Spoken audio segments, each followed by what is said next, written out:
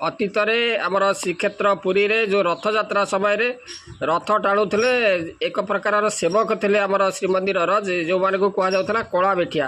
ସେ ଯେଉଁ କଳା ବେଠିଆ ସେବକମାନେ ସେମାନେ କ'ଣ କରୁଥିଲେ ନା ରଥ ଟାଣିବାରେ ସେମାନେ ନିୟୋଜିତ ଥିଲେ। ତେବେ ଏଭଳି କାହିଁକି ନାମକରଣ କରାଗଲା କଳା ବେଠିଆ? ମାନେ ବେଠିଆ ଗୋଟେ ଶବ୍ଦ ଏଭଳି ଲାଗେ ଯେ କଥାରେ ଅନେକ କହନ୍ତି ଯେ ମୁଁ କ'ଣ ତୋର ବେଠିଆ ଥିଲି କି? ଏ ଯେଉଁ କଳା ବେଠିଆ ସେତେବେଳେ ପୁଣି ସେମାନଙ୍କର ନାମକରଣ। ସେ ଯେଉଁ ସେବକମାନେ କିନ୍ତୁ ସେମାନେ ସ୍ୱଇଚ୍ଛାରେ ମହାପ୍ରଭୁଙ୍କର ଏ ଯେଉଁ ରଥ ଟାଣିବା କାର୍ଯ୍ୟରେ ସେମାନେ ନିଜକୁ ସାମିଲ କରୁଥିଲେ ଏବଂ ଏହାକୁ ମଧ୍ୟ ସେମାନଙ୍କର ଜୀବନରେ ମାନେ ପରମ ସୌଭାଗ୍ୟ ବୋଲି ମଧ୍ୟ ସେମାନେ ମନେ କରୁଥିଲେ। ଏଇ ଯେଉଁ କାର୍ଯ୍ୟଟି ଯାହାକି ମହାପ୍ରଭୁଙ୍କର ରଥ ଟାଣିବା, ସେତେବେଳେ ଏଇ ଯେଉଁ ରଥ ଟାଣିବା ବହୁତ କଷ୍ଟକର ଥିଲା। ବାଲି ମଧ୍ୟ ଦେଇ ରଥ ଟାଣିବାକୁ ପଡ଼େ ଏବଂ ରଥ ମଧ୍ୟ ବାଲିରେ ପୋତି ହୋଇଯାଏ ସମୟ ସମୟରେ। ତାପରେ ରଥକୁ ଟାଣିବା ହାତୀ ଘୋଡ଼ା ଏଇସବୁ ମଧ୍ୟ ଲଗେଇକିରି ମଧ୍ୟ ରଥ ଟଣା ଯାଉଥିଲା। କିନ୍ତୁ ଆମର ଶ୍ରୀମନ୍ଦିରର ସ୍ୱତନ୍ତ୍ର ଭାବରେ ଯେଉଁ 4200 ସେବକ ଥିଲେ କଳା ବେଠିଆ ସେବକ, ସେମାନେ ଏଇ ଯେଉଁ ରଥ ଟାଣିବାରେ ସେମାନେ ନିୟୋଜିତ ଥିଲେ। ସେମାନଙ୍କର ବଳବାନ ସେଇ ଯେଉଁ ସେବକ ଗୁଡ଼ିକ ତାଙ୍କର ବଳିଷ୍ଠ ତାଙ୍କର ଶରୀର ଥିବ, ସେଇମାନଙ୍କୁ ଏଇ ଯେଉଁ କାର୍ଯ୍ୟରେ ତାଙ୍କୁ ନିୟୋଜିତ କରାଯାଉଥିଲା। ତେଣୁ ସେ ଅତୀତରେ କିଭଳି ଭାବରେ ଏଇ ଯେଉଁ କଳା ବେଠିଆ ମାନେ ସେମାନେ ଏଇ ଯେଉଁ ରଥ ଟାଣିବା କାର୍ଯ୍ୟରେ ସେମାନେ ନିୟୋଜିତ ଥିଲେ ସେ ବିଷୟରେ ଆଜି ଆମେ ଜାଣିବା। ତେବେ ଏଇ ଯେଉଁ କଳା ବେଠିଆ ଶବ୍ଦଟି ବର୍ତ୍ତମାନ ସମୟରେ ଏଇ ଯେଉଁ ବର୍ତ୍ତମାନ ପିଢ଼ିର ଯେଉଁ ଲୋକମାନଙ୍କୁ କିନ୍ତୁ ଏଇଟା ନୂଆ ନୂଆ ଲାଗୁଥିବ, ମାତ୍ର ଅତୀତରେ ଯେତେବେଳେ ରଥ ଟଣା ସହ ଏଇ ଶବ୍ଦଟି ବେଶ୍ ପରିଚିତ ଥିଲା କଳା ବେଠିଆ ଶବ୍ଦ। ତେଣୁ ରଥ ଟାଣିବାକୁ ହଜାର ହଜାର ସଂଖ୍ୟାରେ ହଜାର ଏ ଯେଉଁ କଳା ବେଠିଆ ସେମାନେ ନିୟୋଜିତ ହେଉଥିଲେ। ଏବଂ ଅତୀତରେ ଆମର ବଡ଼ଦାଣ୍ଡ ସେ ବାଲି ସଜ୍ଜାରେ ପରିପୂର୍ଣ୍ଣ ଥିଲା ଏବଂ ତେଣୁ ରଥ ଟାଣିବା ଏତେ ମାନେ ସହଜ ବେପାର ନଥିଲା। ରଥ ଏ ଯେଉଁ ଗୁଣ୍ଡିଚା ମନ୍ଦିର ପର୍ଯ୍ୟନ୍ତ ନେବା ଲାଗି ବଳଶାଳୀ ବ୍ୟକ୍ତିମାନଙ୍କର ଖୋଜା ପଡ଼ୁଥିଲା ଏବଂ ମାଟି ବାଲି ଏଇ ଯେଉଁ ସେ ଯେଉଁ ରାସ୍ତା ଏଭଳି ବର୍ତ୍ତମାନ ଯେଭଳି ଭାବରେ କଂକ୍ରିଟ ରାସ୍ତା ହୋଇଛି, ଅତୀତରେ ତ ସେଭଳି ନଥିଲା। ସେ ମାଟି ବାଲି ରାସ୍ତାରେ ଏଇ ଯେଉଁ ରଥ ବେଳେବେଳେ ରଥ ଟାଣିବା ବେଳେ ରଥ ଚକବଦ୍ଧ ସେ ବାଲିରେ ସେ ମୋଡ଼ି ହୋଇକରି ସେ କ'ଣ ହେଉଥିଲା ଭାଙ୍ଗି ଯାଉଥିଲା ଏବଂ ବାଲିରେ ଚକବଦ୍ଧ ପୋତି ହୋଇଗଲେ ସେ ରଥକୁ ଟାଣିବା ମଧ୍ୟ ସେ କଷ୍ଟସାଧ୍ୟ ହେଉଥିଲା। ତେଣୁ ଭକ୍ତମାନେ ରଥ ଟାଣିଥିଲେ ବି ଏ ଯେଉଁ ରଥକୁ ଠିକଣା ପଥରେ ତାକୁ ନେଇପାରୁନଥିଲେ। ତେଣୁ ରଥ ଟାଣିବା ପାଇଁ ଅତୀତରେ ଏଇ ଯେଉଁ କଳା ବେଠିଆମାନଙ୍କୁ ନିୟୋଜିତ କରାଯାଉଥିଲା ଏବଂ ବରକନ୍ଦାଜ ସେମାନେ ନାଲି ପତାକା ଦେଖାଇ ରଥ ଯେଉଁ ଦିଗରେ ଟାଣିବା ପାଇଁ ସଂକେତ ଦେଉଥିଲେ, କଳା ବେଠିଆମାନେ ସେମାନେ ସେଇ ଅନୁଯାୟୀ ସେମାନେ ରଥ ଟାଣୁଥିଲେ। ଏଇ ଯେଉଁ କଳା ବେଠିଆମାନେ ସେମାନେ ପୁରୀର ଯେଉଁ ବିଭିନ୍ନ ସ୍ଥାନରେ ସେମାନେ ରହୁଥିଲେ। ରଥଯାତ୍ରା ସମୟରେ ସେମାନେ ରଥ ଟଣାରେ ଏଇ ଯେଉଁ ରଥ ଟାଣିବାରେ ତାଙ୍କର ମୁଖ୍ୟ କାର୍ଯ୍ୟ ଭାବରେ ବା ମୁଖ୍ୟ ଭୂମିକା ସେମାନେ ନିର୍ବାହ କରୁଥିଲେ। ଧୀରେ ଧୀରେ ଏଇ ପରମ୍ପରା ଏଇ ଯେଉଁ କଳା ବେଠିଆ ପରମ୍ପରା ବିଲୁପ୍ତ ହୋଇଗଲା।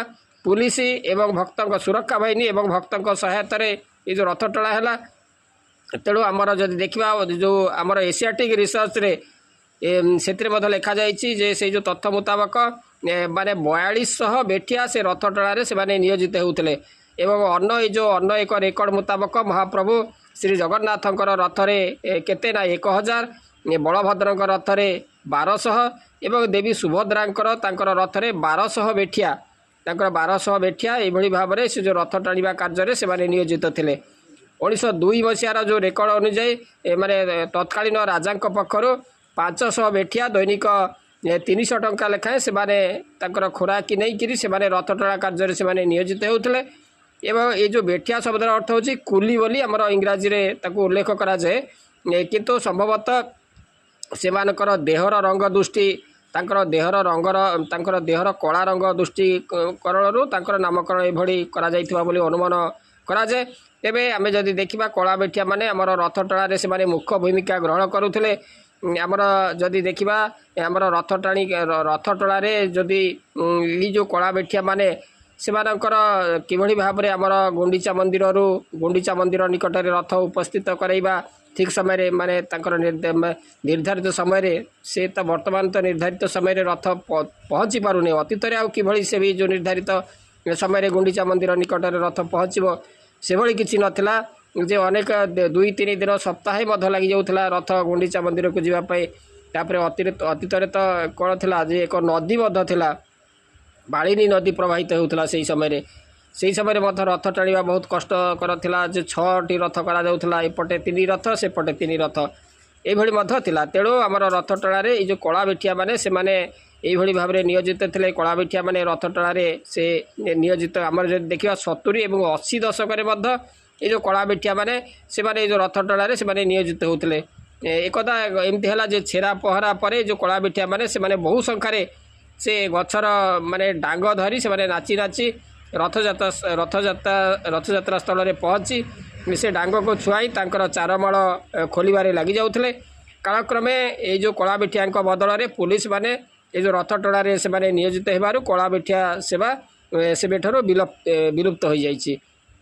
रथारूढ़ गच्छन् पथि मिलित भूदेव पटलै स्तुति प्रादुर्भावं प्रतिपदमुपाकर्ण सदय दया सिन्धुर्बन्धुं सकल जगतं सिन्धुसुतया जगन्नाथ स्वामी नयन पथगामी भवतु मे।